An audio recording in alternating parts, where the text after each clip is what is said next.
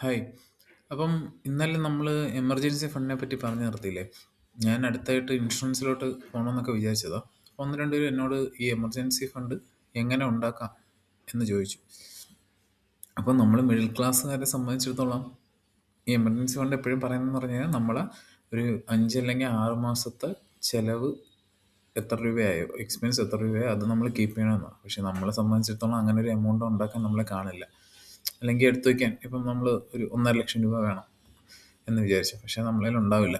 അപ്പോൾ നമ്മൾ ട്രാപ്പിലാവുന്നത് ആ സമയത്താണ്. നമ്മൾ തോട്ട് വരുന്നത് എന്താണ്, എന്തായാലും എന്നെ കൊണ്ട് ഇത് പറ്റത്തില്ല, അപ്പോൾ പിന്നെ പോട്ടെ എന്ന് വിചാരിച്ചായിരിക്കും.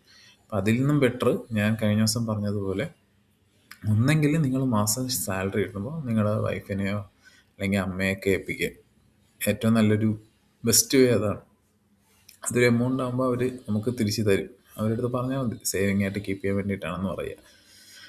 രണ്ടാമത്തെ ഒരു സംഭവം എന്ന് പറഞ്ഞാൽ ഇപ്പോൾ ബാങ്കിൽ ഇടുക എന്ന് പറയുന്നത്. പക്ഷേ ബാങ്കിൽ ഇടുമ്പോൾ നമുക്ക് വലിയ സേവിങ്സ് ഇൻട്രസ്റ്റ് ഒന്നും കിട്ടുന്നില്ല. സേവിങ്സ് അക്കൗണ്ട് ഇട്ടെന്ന് വെച്ചിട്ട് വലിയൊരു ഇൻട്രസ്റ്റ് ഒന്നും കിട്ടുന്നില്ല.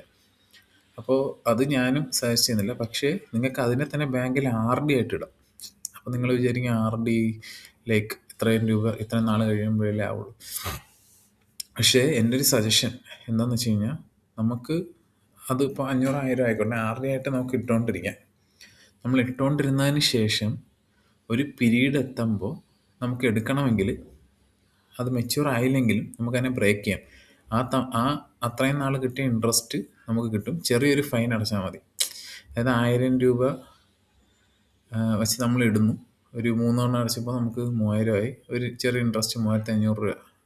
ബാങ്ക് സേവിങ്സ് അക്കൗണ്ടിനേക്കാളും ഇൻട്രസ്റ്റ് അതായിരിക്കും. 3500 രൂപ ആയി എന്ന് വിചാരിക്കുക. നമ്മൾ പെട്ടെന്ന് അത്യാവശ്യം ഒന്ന് ബ്രേക്ക് ചെയ്യുകയാണെങ്കിൽ നമുക്ക് ഒരു 100 രൂപ ഫൈനോ അങ്ങനെ വല്ലതൊക്കെ ആവത്തുള്ളൂ. ഭയങ്കര എമൗണ്ടൊന്നും ഫൈനാകത്തില്ല. അപ്പോൾ അങ്ങനെ ഒരു ആർ ഡി ആയിട്ട് ഇടുക. പിന്നെ ഉള്ള സംഭവം എന്ന് വെച്ച് കഴിഞ്ഞാൽ മ്യൂച്വൽ ഫണ്ട് എന്ന് പറയും. അത് നമുക്ക് ഡീറ്റെയിൽ ആയിട്ട് പറയേണ്ട ഒരു സ്ഥലമാണ്. പക്ഷേ അത് മാർക്കറ്റ് റിസ്ക്കുമായിട്ട് ബന്ധപ്പെട്ടതാണ്. പക്ഷേ മ്യൂച്വൽ ഫണ്ടിൽ ഇടണമെങ്കിലും നമുക്ക് ലംസം എമൗണ്ട് 1.5-2 ലക്ഷം രൂപയ്ക്ക് ഉണ്ടെങ്കിൽ ഇട്ടാലേ നമുക്ക് എന്തെങ്കിലും ഒരു ഇൻട്രസ്റ്റ് അതിൽ നിന്ന് കിട്ടും. കാരണം മ്യൂച്വൽ ഫണ്ട് നമ്മൾ ഇന്നിട്ടിട്ട് നാളെ പോയി എടുക്കാൻ നിന്നാൽ നമുക്കൊന്നും കിട്ടില്ല. ഒരു നിശ്ചിത സമയത്തിന് ശേഷം ഒരു 3 to 5 വർഷത്തിലൊക്കെ ആണെങ്കിൽ മാത്രമേ നമുക്ക് അതിൽ നിന്ന് നല്ലൊരു റിട്ടേൺ കിട്ടത്തുള്ളൂ. റിട്ടേൺ 10-12% ഒക്കെ ഗ്യാരണ്ടി അവർ ഓരോ പരസ്യത്തിൽ കാണിക്കുമെങ്കിലും എപ്പോഴും ഒരു മാർക്കറ്റ് റിസ്ക് അവിടെ ഉണ്ട്. മാർക്കറ്റ് പെട്ടെന്ന് താന്നു കഴിഞ്ഞാൽ നമ്മൾ ഇട്ട പൈസ കുറയാനുള്ള സാധ്യതയുണ്ട്. അപ്പോൾ ലോങ് റണ്ണിൽ മാത്രമേ മ്യൂച്വൽ ഫണ്ട് ഞാൻ സജസ്റ്റ് ചെയ്യും. ഷോർട്ട് റണ്ണിൽ ഇങ്ങനെ എന്തെങ്കിലും വഴി ചെയ്യുന്നതായിരിക്കും എപ്പോഴും ബെറ്റർ. എന്ത് പറയുന്നു? ഇതാണ് എൻ്റെ ഒരു സജഷൻ. അതുകൊണ്ട് എത്രയും പെട്ടെന്ന് തന്നെ എല്ലാവരും ഇങ്ങനെ കുറച്ച് എമൗണ്ട് എങ്ങനെ